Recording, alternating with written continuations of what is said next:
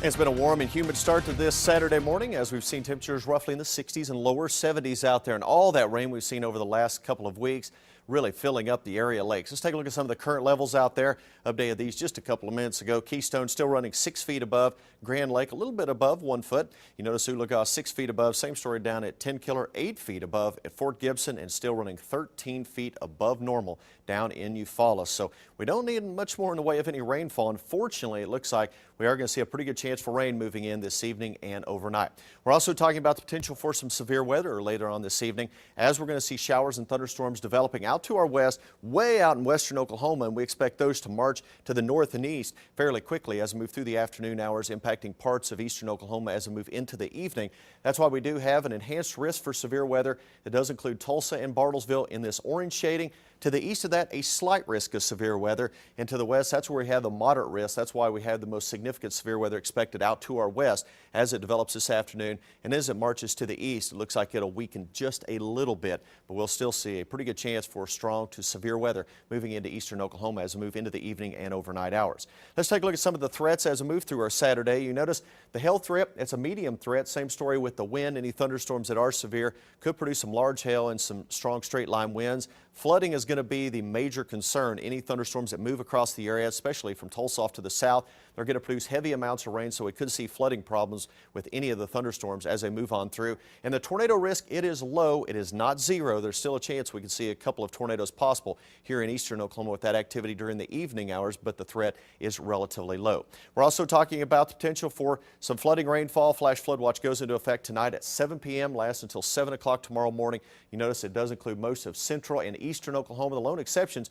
extreme north central and parts of northeast Oklahoma, generally north and west of the Tulsa area, where they didn't pick up quite as much rainfall over the last week or so. Well, here in Tulsa, we've definitely picked up a lot of rainfall over the last 7 to 10 days. In fact, for the month, we're now approaching 6 inches of rainfall. For the year, over 16 inches of rain, and the average through today is about 13.5 inches. So you notice we're running 2.5 inches above average so far for 2015. Definitely some good news. Unfortunately, all that rain has come very, very quickly here over the last 10 days or so. As we take a look at storm shield radar, you notice we are seeing some showers here in eastern Oklahoma, much of Arkansas and southeastern Missouri, seeing some rain out to the west, showers and a few thunderstorms western Oklahoma, the Oklahoma and Texas panhandles. Now this activity out to our west, it's going to weaken over the next couple of hours, and it's in this same area that I expect more thunderstorms to develop later on this afternoon, and those are the thunderstorms that are going to march to the east and northeast very quickly as we move through the afternoon, impacting our areas, move through the evening hours here in eastern Oklahoma.